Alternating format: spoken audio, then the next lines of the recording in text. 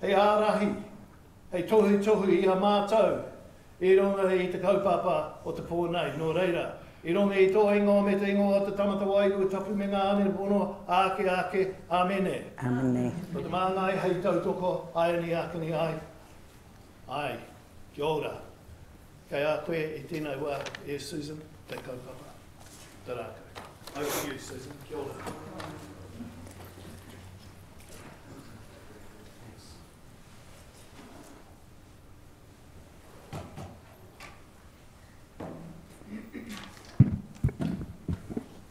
Chris Woods. Proudly homegrown, born and bred in Auckland, University of Auckland educated, right the way through to a PhD. And I think you've been a colleague here since when? Since... A long time. A long time. So give the year, because, you know.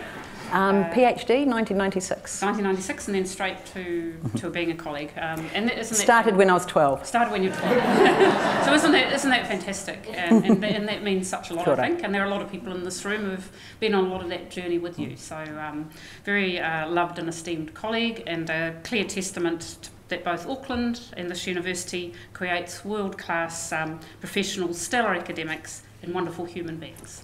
Kia ora. So Chris has an interesting interdisciplinary and transdisciplinary background as an academic. Her bachelor's degree is in politics and economics, and we have Tony Andreas here who taught Chris amongst many others. Master's in economics, and her PhD, which was about approaching entrepreneurship through an economic lens, exploring the entrepreneurial process of women in Aotearoa who started a business. And if you think about where Chris is now, this is a woman who's followed a trajectory, who's had a clear academic path and vision, and that's what's driven her along, rather than perhaps the more traditional ways in which academics might measure themselves. She's followed a trajectory of what she believed was significant and important, all the way through to where she is tonight. And Chris earned the Best Doctoral Thesis Award on her completion in 2002. Chris got bitten by the entrepreneurial bug early. On her OE, she worked as a research manager for an entrepreneurial startup. She then acted as entrepreneurial advisor for women in Malawi who owned their own businesses. And on return to Aotearoa, she set up her own entrepreneurial enterprise with her sister. And I think her sister's here tonight. No, yeah. She's actually working for education overseas. Right, but you've got family, yes. You've got son, you've got daughter, yeah. Apart from walking the talk, these experiences began a long life passion for entrepreneurial practice, and that's seen as her founding and really significant role in the Owner-Manager program in 2001. And if you talk to people who have, and there might be some people in this room who have been part of the Owner-Manager program, who say that that program changed their lives. So Chris, Chris in that program changed their lives. And also Vision to Business, which was associated with the Centre for Innovation and Entrepreneurship in 2003. And of course, both those programs have gone from strength to strength and are alive and flourishing now. Chris dedicated 22 years of service to the Owner-Manager course as a board member, advisory member, mentor to many entrepreneurs and owner-managers. And to this day, Chris really does love working with practicing entrepreneurs and in programs that recognise, develop and extend them.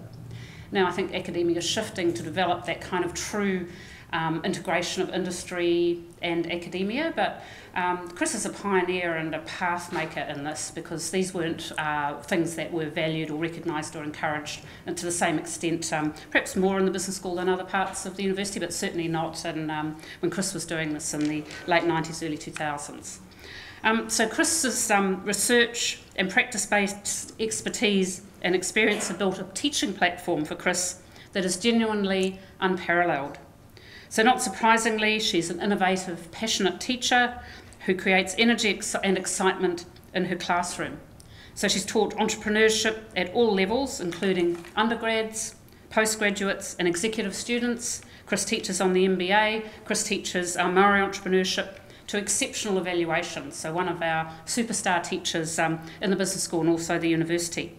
So she was awarded her first Teaching Excellence Award in 2001, followed by 3 further Faculty Teaching Excellence Awards, a sustained University of Auckland Teaching Award in 2017, and then kind of the pinnacle of achievement, the Aotearoa New Zealand Tertiary Teaching Excellence Award for Sustained Excellence in Teaching in 2018. So that's the pinnacle, that's the ultimate tertiary teaching award in the nation. So it will be difficult to overstate the outstanding nature of this set of teaching accomplishments. Only 10 tertiary teachers a year gain a national award, so we're in rare company. One student in a Stage 3 entrepreneurship course gave her this feedback at the time of the award. Chris shows her students that they are forces to be reckoned with. A lot of lecturers teach us what theories to learn. Chris is one of the very few who helps us actually harness those theories to be able to make the difference that we want to make. Chris herself made the following comment: "I love teaching. I love the challenge and opportunity to learn with students and see them grow and succeed. To be part of a community of people learning together. I also love entrepreneurship. You will see that love of entrepreneurship, teaching and working with others tonight." Chris's research. So Chris's research interests reflect the above and more, with these research interests in the area of women and entrepreneurship, SMEs, small and medium enterprises and family business, social entrepreneurship, Maori entrepreneurship and entrepreneurship education.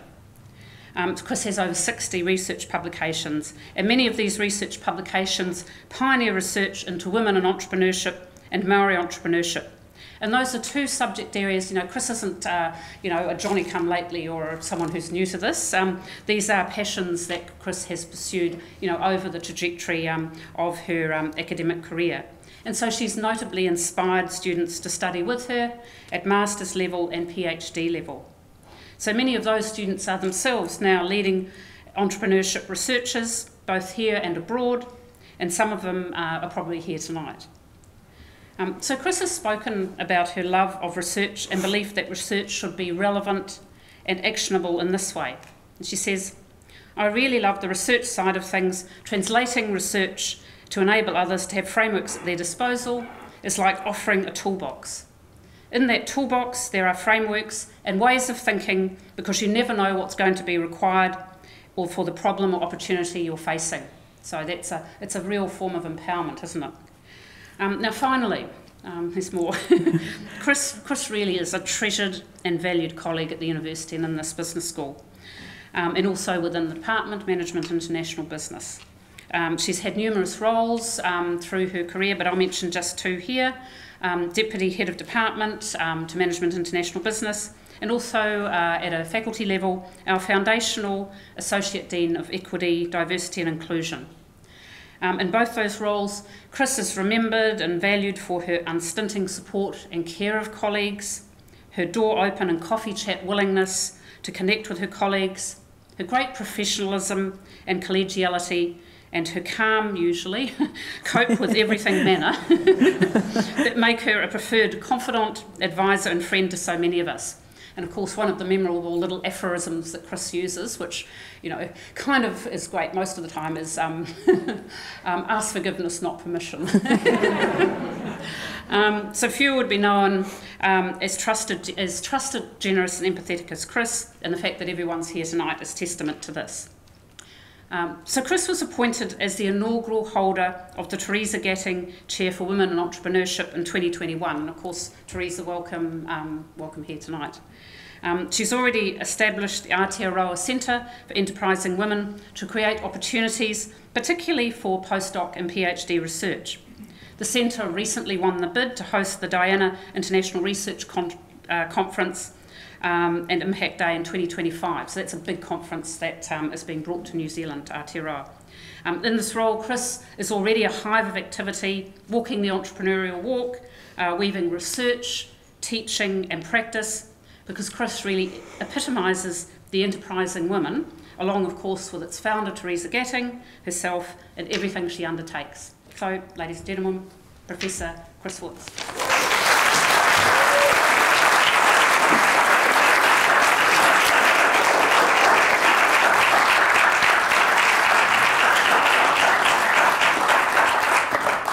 I feel like saying, that's it. No? Thank you very much for coming along. Let's have some wine. Tēnā tātou katoa. Ko wai tēnei e mihi atu nei. No piri tēnei oku nu tupuna peia, ko te Louisa Campbell, me te Dauntless Ngā Waka, o oko tupuna e haere ai ki Aotearoa. No poke koi, tohu nei whānau, e whānau mai ahau e poke koi, kei hunua ahau e noho ana. Ko Ngāti Tama Oho te iwi I reira, e mihi ana ki a rātou. Ko Woods te ingoa o toku nei whānau, ko Ron toku mātua, ko Pamela toku whaia, ko Chris Woods ahau. Nā reira, koe ana toku nei pepiha, ki ora tātou katoa. E mihi ki ngā tangata whenua o ngā motu o Aotearoa. Tātou, e hui nei I te wā nei, e puripuri ana ahau I te mana motahake o te tangata whenua. E mihi ana ki taua mana motahake. E mihi hoki ki ngā mana, ki ngā reo, ki ngā kā rangarangatanga maha. E tātou e hui ana I tēnei wā. Tātou, e hui tahi mai nei I raro I te kaupapa nui o te wā, nei I mua I a tātou. Māori ora ki a tātou. I had to put that up because there was no way I was going to remember the whole thing. I do remember it when I'm practicing it myself, but I just want to give a special thanks to Hone, both for his opening karakia and also for helping me with that. And thank you very much, Susan. That was a really wonderful, there's a few things I've forgotten too, so it's really good that Susan went over it. Now, in kind of starting to organise this at the end of last year, there were two women's diaries that I needed to check to make sure that they could make it. Theresa.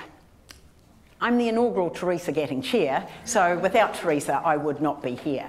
Theresa's success and contribution as a businesswoman, as an entrepreneur, as a philanthropist is second to none in Aotearoa. And I am very grateful for her generosity, both in terms of the money, but more importantly, the time and support. So kia ora. Thank you, Theresa. This is not necessarily in order of importance because the second person is my mum, Pamela. And you may think that maybe my mum's diary is a little less busy than Theresa's, but don't bet on it. So I really, wonderful to have mum here. And needless to say, without mum, I wouldn't be here either. Now, there are a few people in the audience that are also going, I think there's a third woman in the room that is quite important and that I should have checked in with. And that is my wife, Kim. So I have chosen this particular photo for a reason.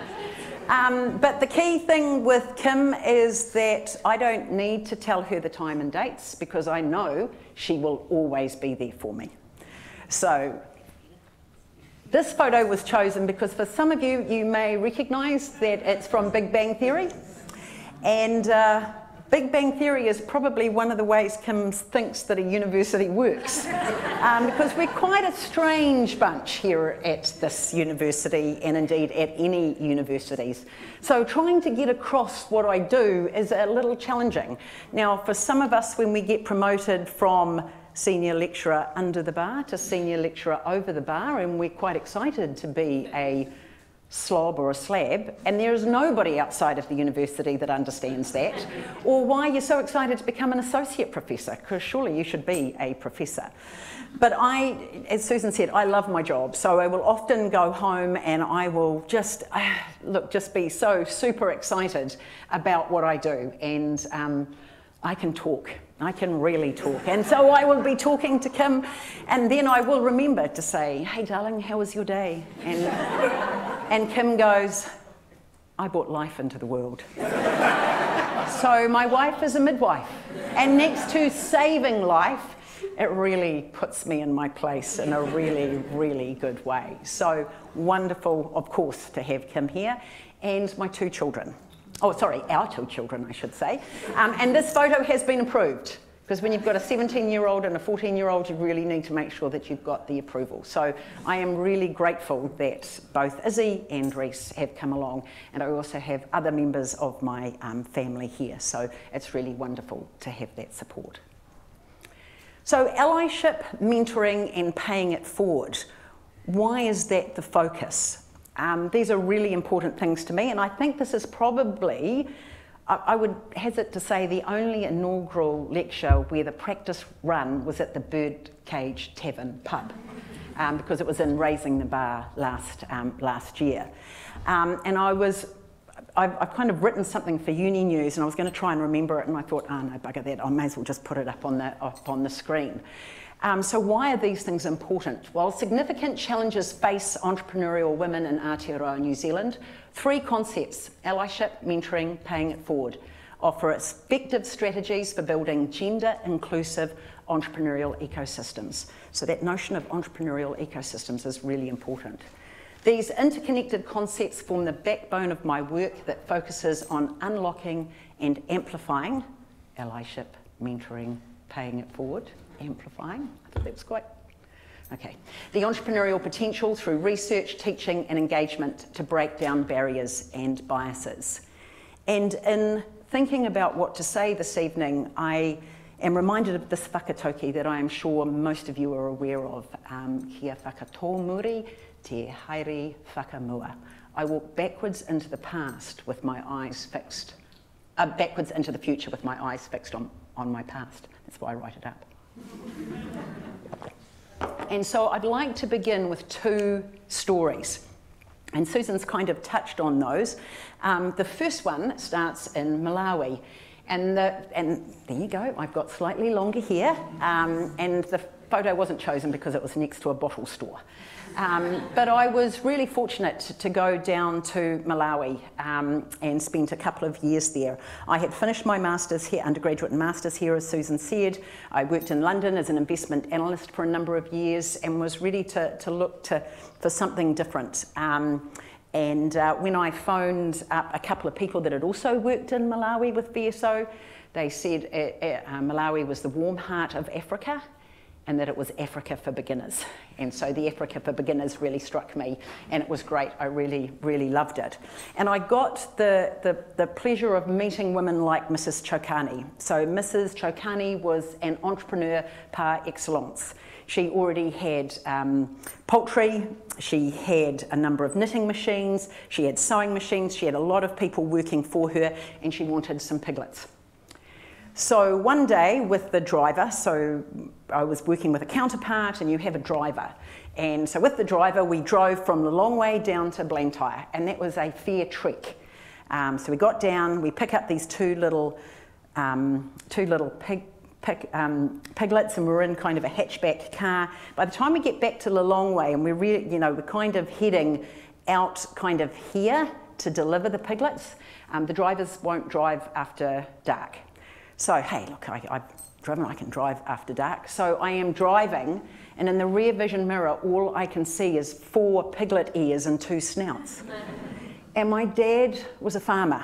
He was a grower and a dairy farmer, and he absolutely encouraged me to do my master's. But I thought it was quite ironic. Here I am driving halfway around the world with these, and the key thing I'm doing is delivering piglets. But those piglets would make a difference. They'd make a difference for that entrepreneur and for that community. So that was a real lesson. So I had a fantastic time, met my wife there, came back, and the person that I wanted to go in and talk to was Tony. So Tony, along with Susan and Sue Lawrenson, they were teachers that I had in undergraduate and in my master's. And you heard entrepreneurship maybe once, stage 1, first week, land, labour, capital, entrepreneurship. And I went back and had a conversation with Tony, and I remember sitting in his office, we were over in Commerce A, and next thing I come out and I'm enrolling in a PhD. And I was so fortunate to have Tony as my PhD supervisor. He was my master's supervisor, my PhD supervisor. Could not ask for anybody better, and it's who I try and model myself on as a supervisor, although not necessarily that successfully sometimes. But the thing, I was looking for a photo, and also this quote came up when I found the photo, and I realised exactly why Tony and I connected when he talked about cool heads and warm hearts as the lost art of economics. And a cool head and a warm heart, that is absolutely Tony. So fantastic role model.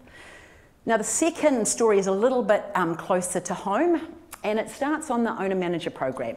UMP 56, which was a couple of years ago. Manu, he is the founder and owner of Far North Road Limited. Now, Manu, I was working on a program, just been announced as the inaugural. Theresa Gattung Chair and Liz, who's here somewhere, she was working on the program with me, and she made the announcement, and it was really cool. And he came up to me and he said, look, there's a young woman that I know. She's just starting this business called Neocrete, and construction, roading, so male dominated, maybe it might be good to have a bit of a conversation with her. So next thing, I have a conversation, and Zarina is in speaking to the MBA, Women in Entrepreneurship course for me. Not only that, after that course, then there's the case project, and the case project was in Singapore, and they were looking for case companies, and Zarina very generously offered to be one of the case companies. You can see Matt kind of vaguely in the background. Now, Zarina has just gone through a very successful fundraise, which I'm allowed to share because it's not public knowledge, but a Series A fundraise, and the lead investor is from Singapore. And you can ask Zarina, because Zarina's here, you can ask her afterwards. One of the key things, one of the documents she took into a lot of those negotiations was the report that the MBAs did, you know, which is torn, and successfully, you know, first Series A fundraise, Singapore lead investor of $4 million US. So pretty awesome. So that to me speaks about what our ecosystem is. You have Manu as an ally, you have Zarina coming in. I work with Zarina every month, so I like to think I'm doing a bit of mentoring, but really I'm learning a hell of a lot more than what Zarina is. But then coming back and paying it forward and giving back. And actually Zarina came in at 4 o'clock because I had a class that I was teaching, and I really wasn't up to giving another lecture. You guys are getting the whole thing. And Zarina came in and spoke. So before I go any further, I'll also just say, because I appreciate a number of you aren't kind of as passionate about entrepreneurship as I am. So the way I think about entrepreneurship, and truly I could spend 3 hours just going through definitions on entrepreneurship, but I'm not going to. This is the definition I've come to. It's about realising opportunities for change through trading and or innovating, and it speaks to everything that we do. So again, as I come in to have this conversation, and we kick off with this thought about, okay, so as I go through each of these, thinking about, so what is allyship? Well, allyship, it's a verb. It's about the doing of it. And I have been very, very fortunate, and what I have learnt about allyship is about being an ally for Māori, as someone who is non-Māori. So here is a wonderful, wonderful rangatira, Manuka Henare, and talk about just an amazing presence. And in about 2004, 2005, he was leading off the postgraduate diploma in Māori business, and he came along and knocked on the door and said, I think it would be good if you could teach the Māori entrepreneurship paper. And I'm like, well, I know quite a bit about entrepreneurship because, I've got my PhD, but I don't really know that much about Māori entrepreneurship. And he just backed me.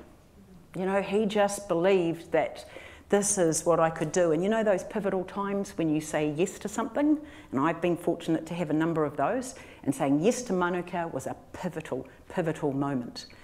So I needed to try and find some way of engaging in this Māori entrepreneurship space. And I was very fortunate to meet Josie Keelan at a conference.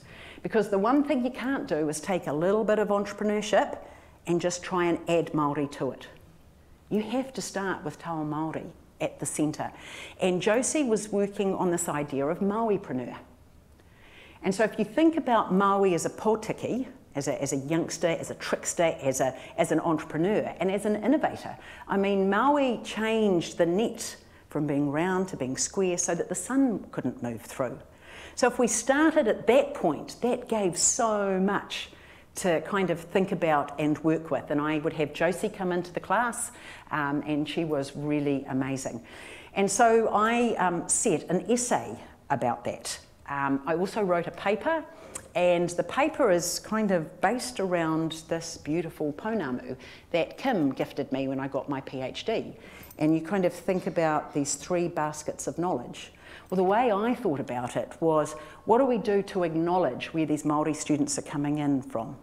Also use it on the owner-manager program. So where are they coming and where am I coming from? And if we acknowledge that, if we play around and adapt it, then we're all going to move forward with a little bit of alliteration. You know, acknowledge, adapt and advance.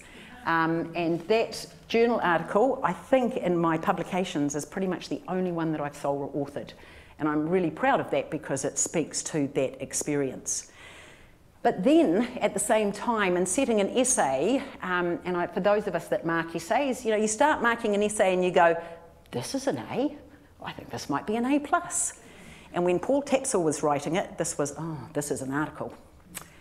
So Dr. Paul Tapsell, Professor Paul Tapsell, Paul, amazing colleague, and he was in the class. He was working as up at the museum.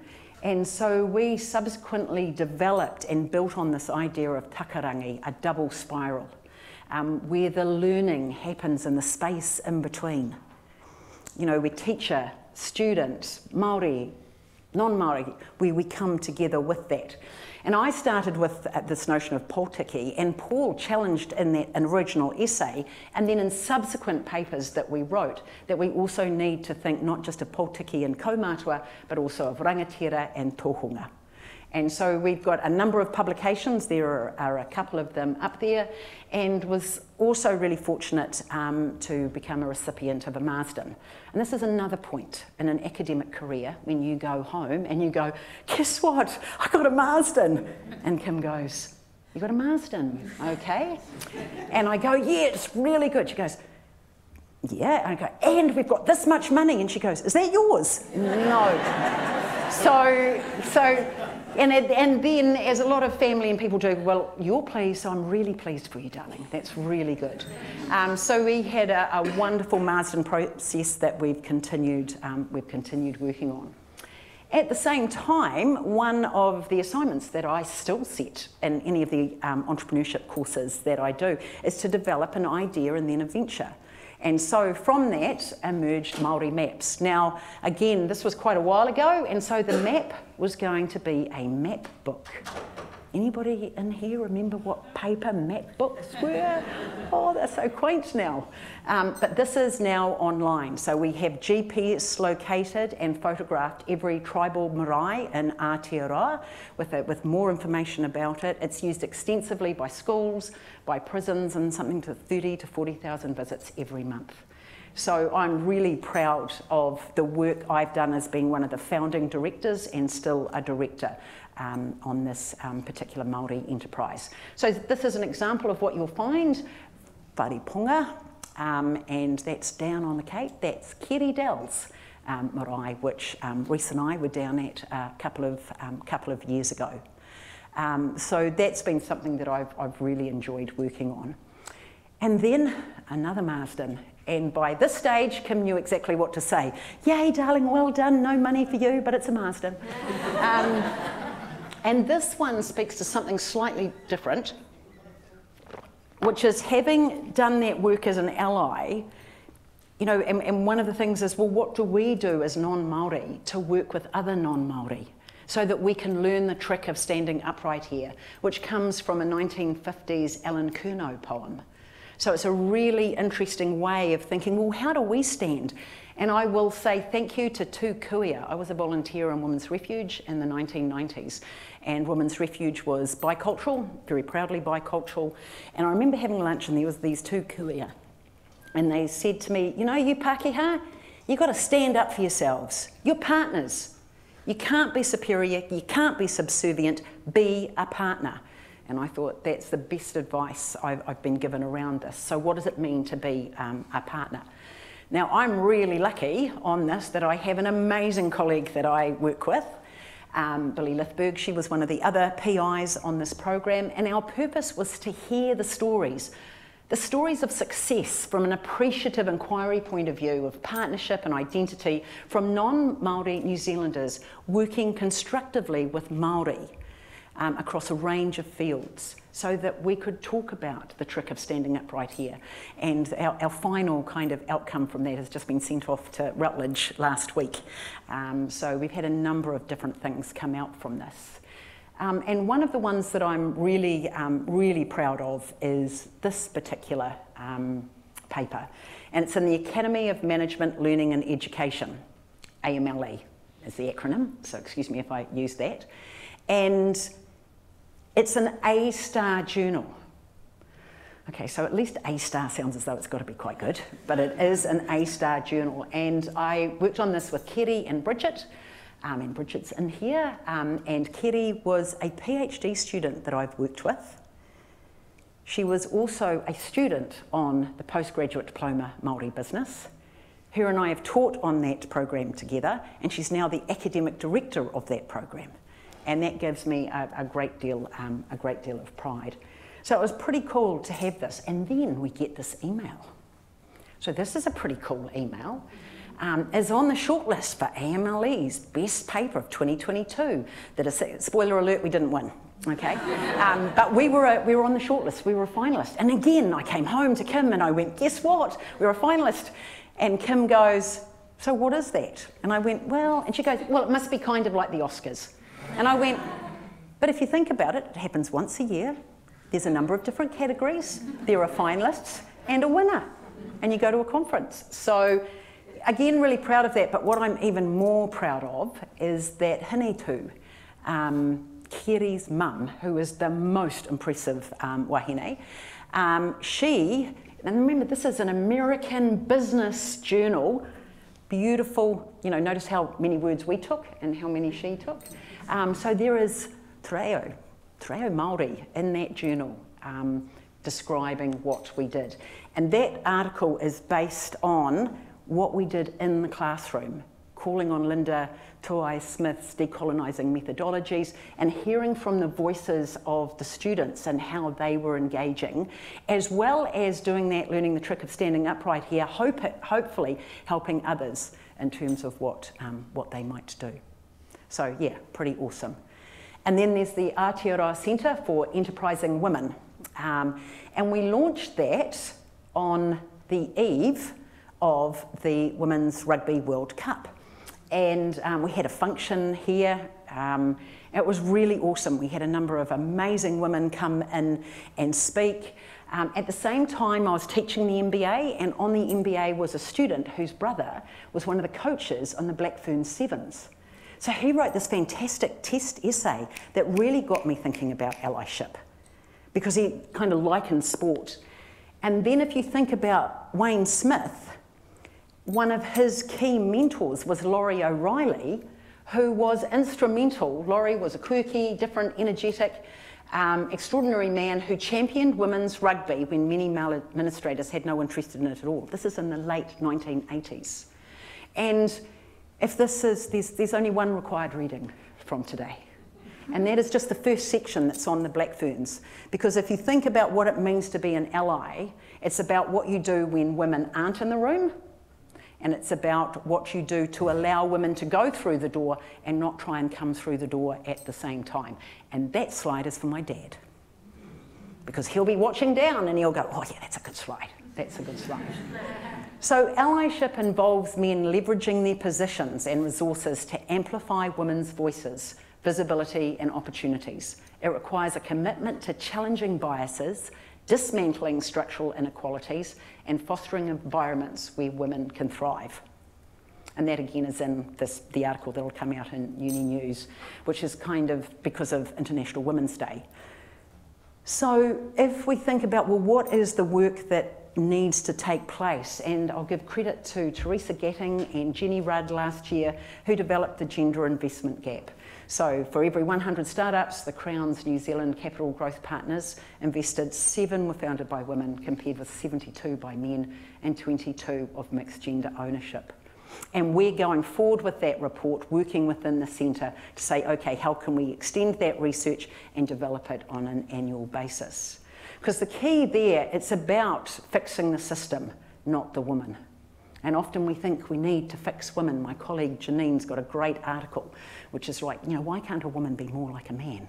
Well, why can't we fix the system so that we can all excel? So that was allyship, mentoring. I think this is a great slide around what mentoring involves: improving, developing, training, motivating, coaching, and inspiring. So for me, there's been so many instances of where I've been fortunate in terms of having mentors, as well as providing all of those different things. So if we think about the New Zealand economy, we often think about New Zealand as a country of small businesses. It's not. As a country of micro businesses, 400,000 employing no one. So there's the small, between the 6 to the 50, or the 6 to the 100, and that's kind of what we do in the Ice House. That's where we're really focused on. What can we do to enable those businesses to grow? And so in the owner manager program, and the University of Auckland Business School is a key, is a cornerstone partner. And I know Jeff Witcher and Barry Spicer are here tonight. And those two men were instrumental in enabling the Ice House to be established, and supporting the Ice House, and supporting me as an academic, and Deb Shepherd and Dale Kolb, to go in and engage in that space, and been there for quite a long time. So that's the very last program there. Raywyn Goodwin, who's in that particular slide, she was an employee of the university, and then subsequently went across and has worked with the Ice House. And we had 2 publications, and again, talking about translating. And so the best compliment I ever got for a book that I wrote was from one owner manager who said, "Oh, couldn't sleep on Friday night. I opened the book and I just kept reading." Now, these are not people that have kind of, where that's their happy space. So I am very grateful to David Irving, who again was instrumental in founding the Ice House, to Deb Shepherd and Dale Kolb, who have been amazing friends and colleagues in the work that we've done in that space. And then if we think, well, looking at these stats, 38% of these businesses are owned by women. That's not quite the case when we think about those businesses that employ that 6 to 100. So this is work that we did with NZTE. So if you've got about 55,000 businesses, of those 55,000, only 28% are led by women. And then if you look at those exporting firms, only 15%. So what can we do to support and grow those numbers? So this report is available on the website. It's around igniting capabilities of women export entrepreneurs. And you won't be surprised by the things that emerge from that research. So women lack networks with experience.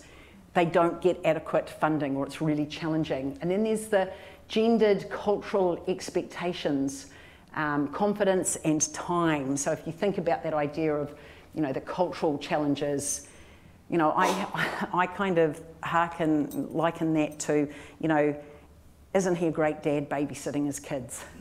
You can't babysit your own kids, as my sister so wisely said to me once. So what are those expectations that we have? And I guess I thought 20 years ago we wouldn't be putting a slide like this up here. And I think Theresa probably thought that.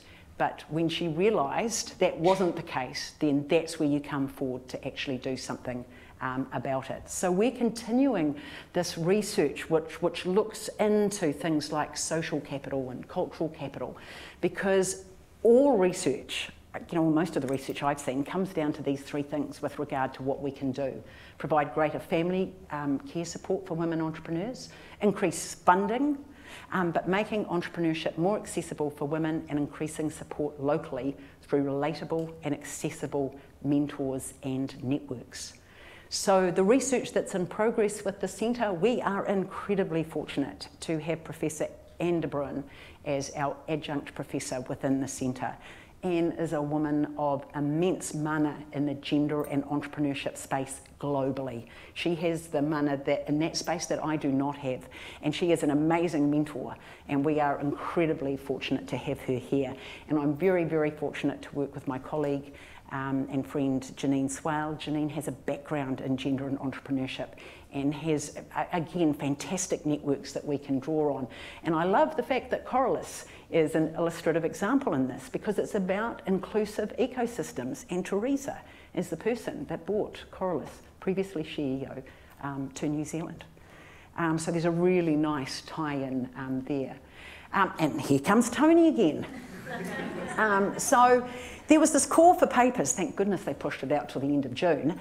And so I kind of emailed Tony, and Tony, like always, emailed me back quite quickly said he'd be keen to work with and support me on this. Really good progress in January and pretty much nothing in February. So Tony was just kind of asking. I said, no, come March, I'll be onto it. So I'm really looking forward to going back into some of the work I did in my PhD and to draw out what we're doing today. And then other research that I'm engaged in with Billy, Ceci, Christina. Really fortunate, we've got a paper accepted for a journal in June, and then also a thought piece, potentially a chapter. There's going to be workshops soon for the Cambridge Companion to Women's Economic Thought. So I love the way that I've kind of spiralled forward to where I was at the beginning. And as Susan said, I'm hosting the Diana Conference in 2025, and I have to give a shout out to the Xiaohui Shen Foundation for their very generous research support that we've got, and to Mark Bentley, who's the man that I get a phone call from Mark, and Mark goes, so do you need some more money? And I'm like, yes, I do. So Mark, fantastic ally again in this space. And then the teaching. So in event 310, Women in Entrepreneurship, I was able to kind of develop that paper last year because of, again, being the Theresa Gattung Chair. And this is Amanda. And Amanda is, you have to do an idea, an individual idea, then you have to do a group project. Remember Māori Maps? Same principle, cycle mates. For menstruating tradies who have limited access to sanitary bins on worksite. The cycle mate is a self-managed sanitary disposal kit. Awesome. Fantastic idea. The students together vote on the top 3. And then again, through Theresa's generosity, in the class, the top 3 pitch to these amazing 2 women last year, Bex and Darcel. Bex from Icehouse Ventures, Darcel from CIE here, for $2,000, $1,500 in prize money. And can I just say, Darcel was a student in, I think it was Management 303 many years ago.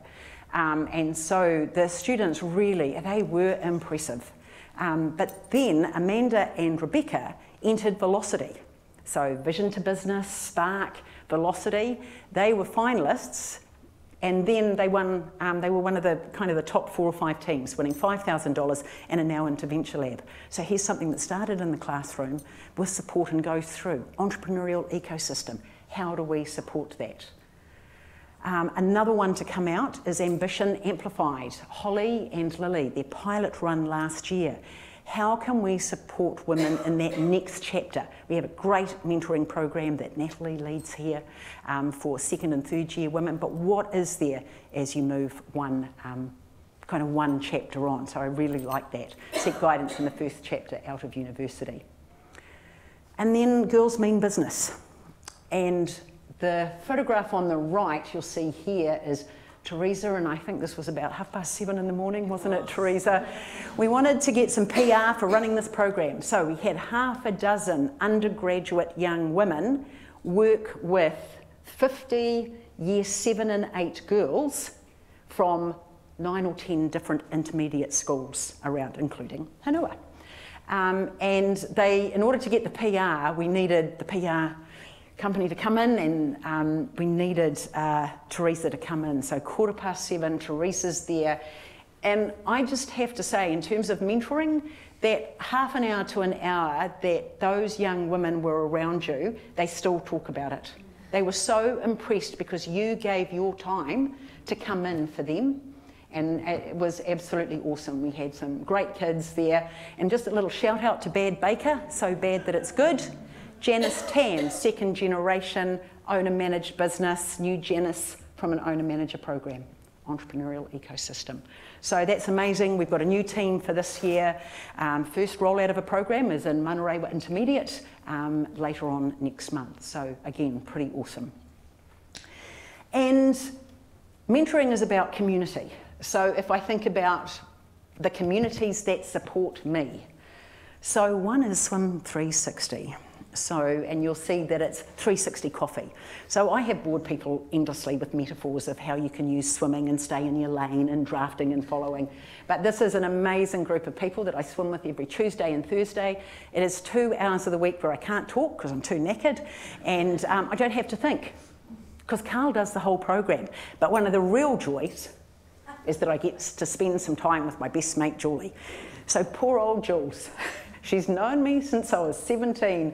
We were in uni together, and we were in International House, and as poor old Jules said, she's heard me talk. She's heard me talk. But the advantage for this evening, and I think there's another accountant in the room, by the way, Julie started and has grown a software company with her husband, so a pretty successful entrepreneur in her own right, and I learn heaps from her.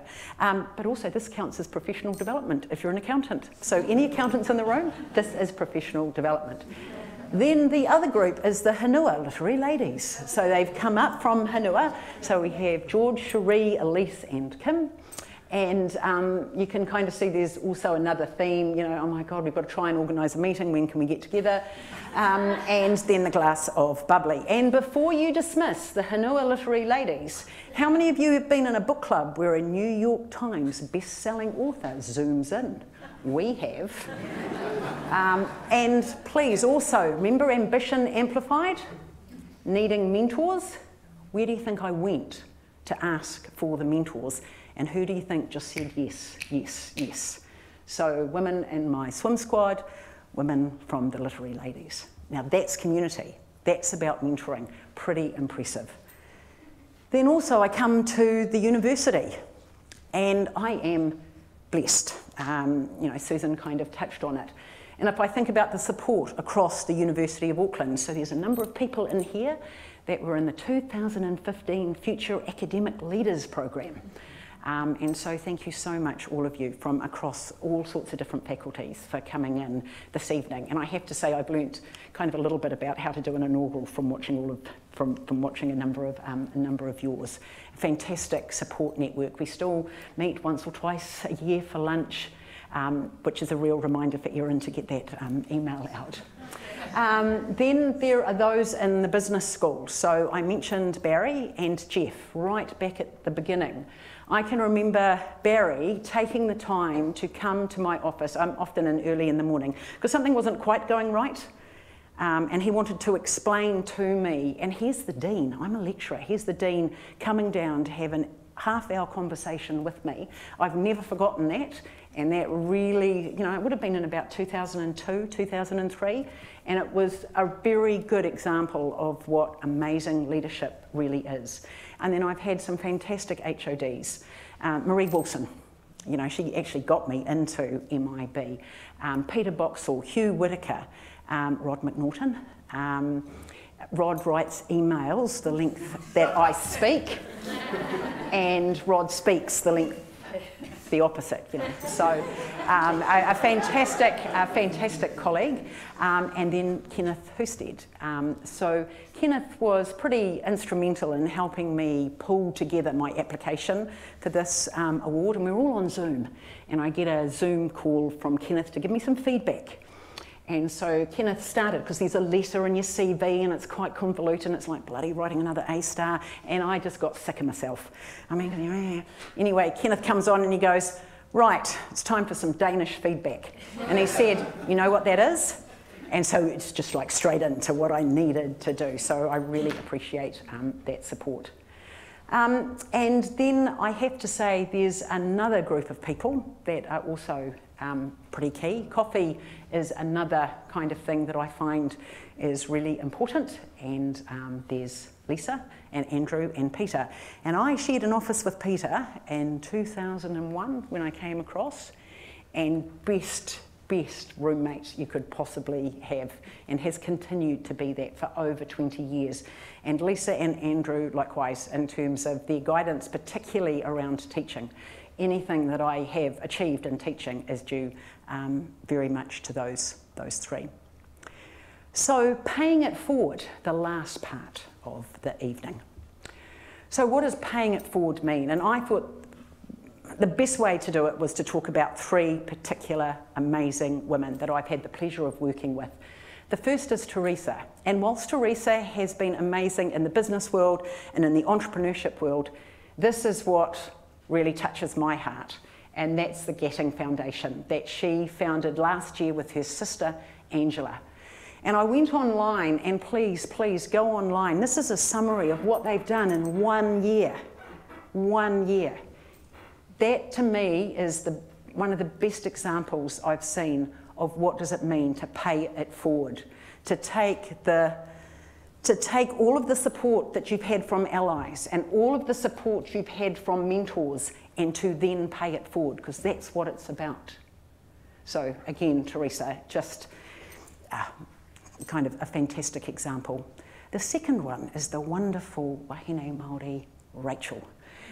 So Rachel, just a privilege to work with you. Rachel has come in and spoken to my undergraduate class and our postgraduate diploma on Māori business. And we've got a memorandum of understanding that goes out for 10 years about what does it mean for us to partner. Kiri's one of the co-deputy directors of the centre, and what is the mahi we're going to do in this space. And we've got a Dean Scholarship in Māori Entrepreneurial Leadership, and I just had a Zoom call the other day, and you know when you think, oh yeah, I think this is going to be the one. So I'm really looking forward to that playing out. And recently she brought together over 250 amazing Māori and Indigenous wahine down in Aotearoa, and this is a panel that I was very fortunate to be on. And on my right is Dara Kelly, who again is a PhD kind of scholar from here that now works over at Simon Fraser. Amazing woman, and Kiri set this conversation up about, you know, the academy and what we do, and she said, yeah, the academy is a coloniser. Yeah, we know all of that. We know how challenging it can be, but let's just push that to one side. The academy is a place of resistance. It's a place of healing. It's a place of learning, and it's a place of sisterhood. So I thought that was a wonderful, wonderful thing, and I was very privileged to be part of that. And then the last example is Anu. And Anu has a social enterprise operating in Malawi.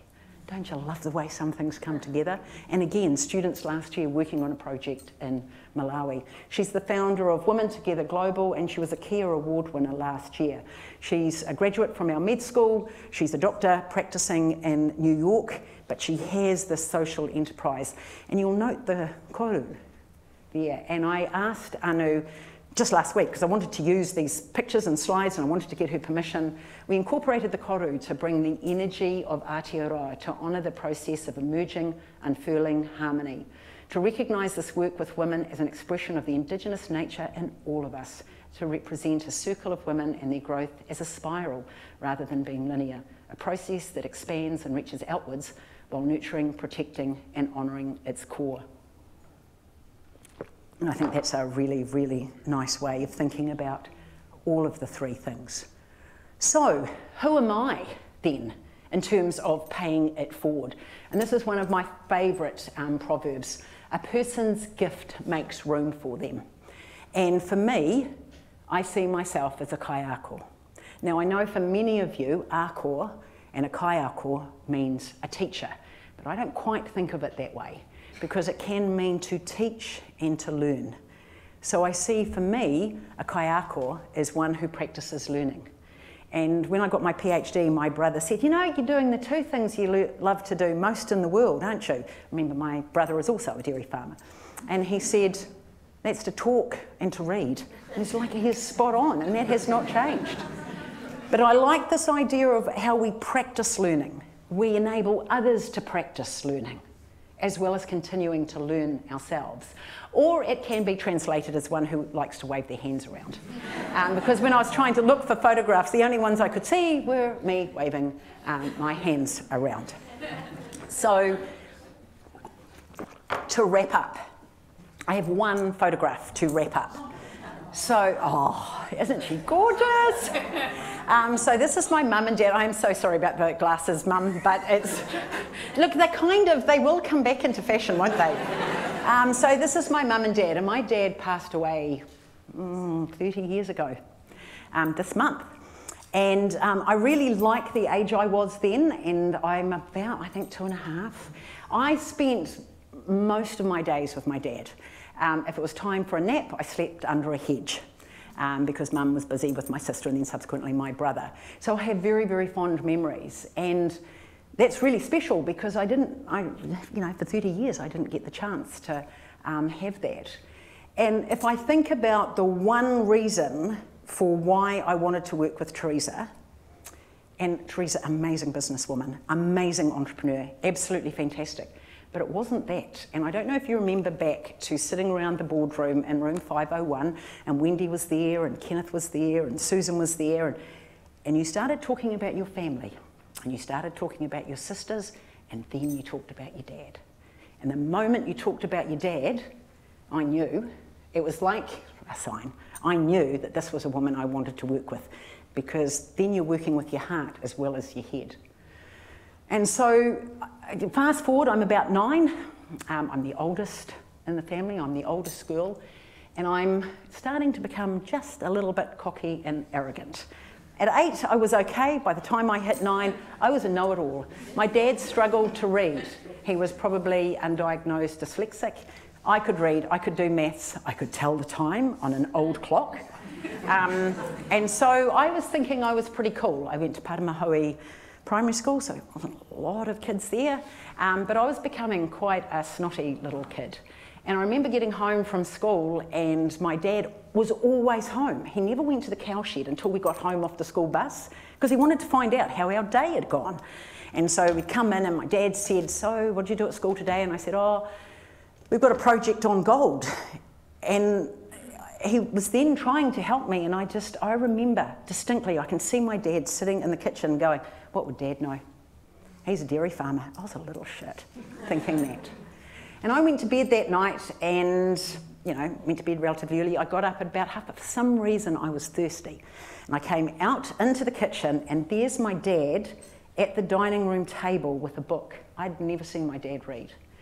And he's got an encyclopedia. Now, do we remember what encyclopedias were? They were Google, but in paper. And he's sitting there with an encyclopedia. It's 9:30 at night. He gets up at 4:30 in the morning. And I said, "Dad, what are you doing?" And Dad said, "I'm looking up to find what I can find for you about gold." And so the lesson for me, and this is why it's right at the end, is that was my dad's gift. That was the learning I got from him, is that it's not about having the answer. It's about asking questions. It's about listening. I'm still working on that one. But most of all, it's about staying curious. So I am so, so grateful to my dad and to my mum for everything that they gave me. So I pay it forward by doing the work that I do. So, ngā mihi nui, thank you. And the question for you to go away with is, Theresa, you don't need to think about this question, but don't forget to pay it forward. Kia ora. Thank you.